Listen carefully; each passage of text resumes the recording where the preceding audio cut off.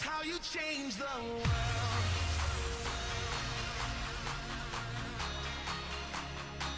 That's how you change the world.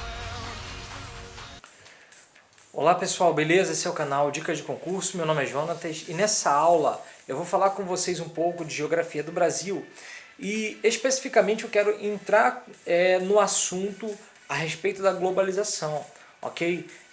Hoje é um assunto assim que cai muito em vestibular e concurso público de uma maneira geral, ok? Pessoal, para entender globalização para concurso público, sendo bem objetivo, existe um nome que se destaca a nível de concurso de vestibular, que é Milton Santos. Esse cara já é falecido, mas ele chegou a ganhar um prêmio Nobel de nível mundial, um prêmio Nobel mundial de geografia. Então o cara é um monstro, o cara é sinistro, e é por isso que ele cai muito em concurso público. Então eu procuro me basear em Milton Santos para estar passando essa aula, ok? Galera, um alerta que eu deixo para você que assiste esse vídeo é o seguinte: Milton Santos ele é marxista, ele é comunista. Então, quando a gente estuda de uma maneira geral globalização, a gente vai esbarrar num nível muito grande de ideologia, ok? Há muita ideologia por trás do estudo, ok? Então a gente tem que, você que assiste essa aula tem que filtrar, eu tenho que filtrar, ok? E analisar a coisa de uma forma bem equilibrada, certo? Então, pegando Milton Santos, o que Milton Santos vai trazer para nós a respeito de globalização? Para Milton Santos, a globalização é um fenômeno de aceleração contemporânea, ou seja, algo recente, é algo muito rápido, que acontece de uma forma muito rápida, ok? Milton Santos ele vai dizer também que a forma como se fala da globalização é muito bonita, mas a realidade da globalização ela é cruel, ok? Então, Milton Santos chama isso de globalização como fábula, que é a diferença entre aquilo que é falado, o discurso da globalização e a realidade dos fatos. E em cima disso, Milton Santos vai falar da globalização como perversidade, ok? Onde Milton Santos vai dizer que a globalização ela acentua, ela aumenta as desigualdades sociais, ok? A diferença entre os países desenvolvidos e os países subdesenvolvidos vai aumentar com a globalização, ok? Galera, esse discurso de Milton Santos, eu abro um parênteses, porque ele era comunista, marxista assumido. Então isso lembra exatamente a luta de classes que Marx defendia, ok? Marx dizia que Karl Marx, que é o pai do marxismo, diz que a história da humanidade é uma história de luta de classes, ok? E, por exemplo, para deixar isso bem claro para você que assiste o vídeo, é muito evidente isso no PT, ok? O PT hoje ele traz leis que buscam, por exemplo, através das cotas, colocar negros contra brancos, homossexuais contra heterossexuais, ok? Procura colocar a classe média contra a classe pobre, contra a classe mais rica, ok? Estimulando a luta de classes, ok? Então esse discurso, quando Milton Santos fala que a globalização como perversidade, ela aumenta as desigualdades sociais, ou seja, ele está falando a respeito de luta de classes, ok? Mas para efeito de concurso, você tem que guardar a globalização como fábula, a definição de que a globalização é um fenômeno de aceleração contemporânea, a globalização como perversidade, ok? Isso você tem que gravar. Milton Santos ele vai usar duas expressões muito interessantes. Ele fala do território normado e o território como norma. O território normado é aquele que é normado pelas empresas. É aquele território onde, quando as empresas vêm para o território, ok? As empresas de grande capital, ela muda as normas do território. E a influência da grande empresa sobre o território. Para dar um exemplo bem claro para vocês, eu posso citar o que aconteceu na Copa do Mundo de 2014. O Brasil sediando a Copa do Mundo, existe uma lei no Brasil que proíbe o consumo de bebidas alcoólicas dentro dos estádios. Ok? Então, o que acontece em cima disso que a gente pode depreender? Que em 2014 foi revogada essa lei e foi liberado e foi permitido que as pessoas consumissem bebidas alcoólicas bebidas alcoólicas dentro dos estádios. Ou seja, as empresas vêm e determinam e mudam as normas, mudam as regras do território. Quando ele fala do território normado, é isso. A outra expressão é o território como norma. É quando o território é quem dita as normas. O território estabelece limites para a ação das grandes empresas no território. Então, leis ambientais. O território vai estabelecer normas. Então, o território como norma é o território que estabelece limites para a ação das grandes empresas, ok? Isso é muito importante. Galera, quando a gente fala da globalização, existe algo que se chama guerra de lugares ou guerra entre lugares, que é o seguinte: os municípios, os estados, as nações vão procurar atrair grandes empresas para o seu território. Então, dentro disso ocorre a guerra entre lugares. Eu posso também citar um outro exemplo da Ford. Por exemplo, pensa no seguinte: o PIB da Ford, há alguns anos atrás, eu não sei como está hoje, mas há 2, 3 anos atrás, o PIB da Ford era equivalente ao PIB de 160 países, ok? O lucro da Ford, lá, a grana da Ford, era equivalente ao PIB de 160 países. 160 países reconhecidos pela ONU. Isso eu estou falando de uma empresa. Então isso dá uma dimensão do poder da Ford, ok? Então, galera, vamos abrir o leque dentro dessa ideia de guerra entre lugares. A Ford quis se instalar no Brasil. A Ford, a princípio, viu que o local, dentro de uma estratégia mais vantajosa, né, para a Ford, seria o Rio Grande do Sul.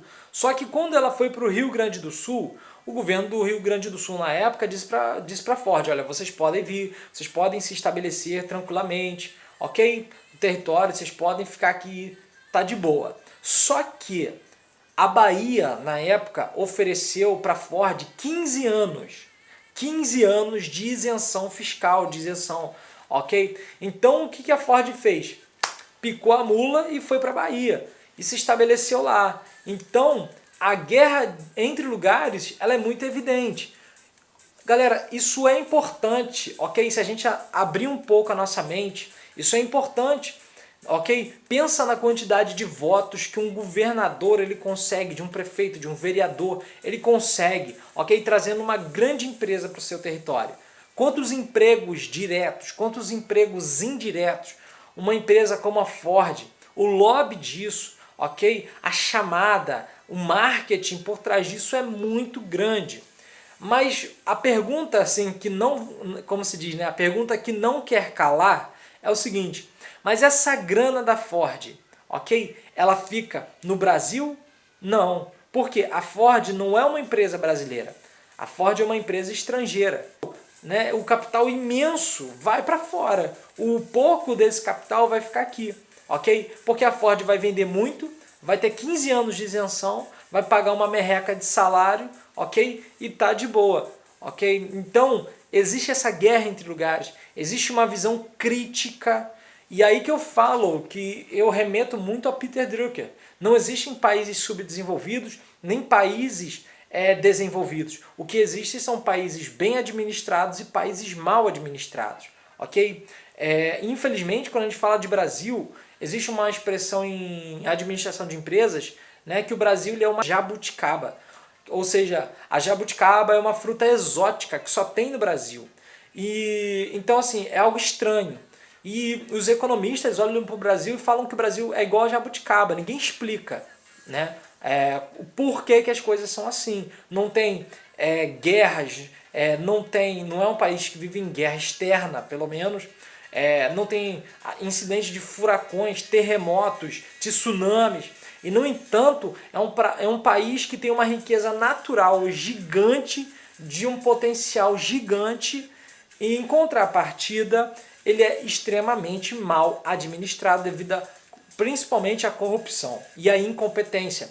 Então, isso é só para a gente conversar, ok? E entender um pouco de globalização. Galera, Milton Santos também vai falar sobre uma expressão que ele fala, unicidade das técnicas, onde Milton Santos diz que as técnicas elas não agem isoladamente, mas as técnicas agem como um sistema, elas agem em conjunto, ok?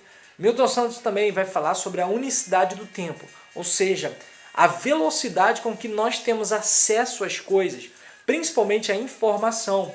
Ok? Hoje você, com seu celular, com seu notebook, com seu computador, você consegue ter acesso à informação praticamente no tempo real, ok? Praticamente em tempo real. Porque, imagina, um jogo de futebol, Barcelona e Real Madrid. O sinal da câmera da emissora de TV vai para o espaço, vai bater num satélite e vai voltar, por exemplo, para a gente aqui no Brasil em 3 segundos. Ok? Essa ideia é de que a unicidade do tempo, a coisa acontece numa velocidade extraordinária. Ok?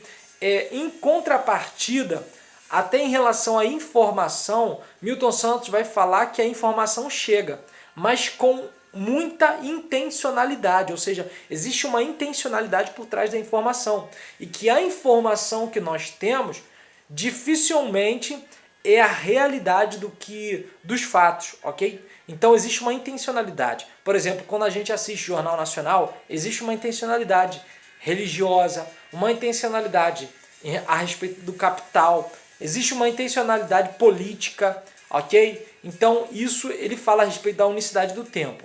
Milton Santos também vai falar sobre um conceito de motor único ou mais-valia universal, ok? Onde a ideia de motor único é que antigamente o Estado-nação, o país, ele gerava o seu próprio desenvolvimento, ele tinha autonomia para o seu desenvolvimento. E Milton Santos vai dizer que hoje não. As grandes empresas, né, vão concorrer a respeito de qual vai ser a campeã, qual vai ser o vencedor. Ok? Então esse conceito de motor único ou mais-valia universal está relacionado à competição entre as empresas e a ideia de que antigamente a nação gerava os seus recursos e hoje o Estado-nação depende do capital das empresas. Uma outra expressão que Milton Santos fala, que é até difícil de dizer, é a respeito da cognoscibilidade do planeta, que é a possibilidade de se conhecer o planeta Terra por meio das técnicas, ok? Por meio do conhecimento que hoje se tem das técnicas.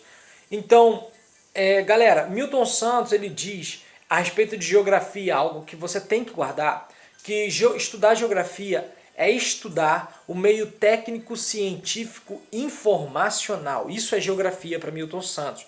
Milton Santos vai dizer que a história da humanidade é a história da evolução das técnicas.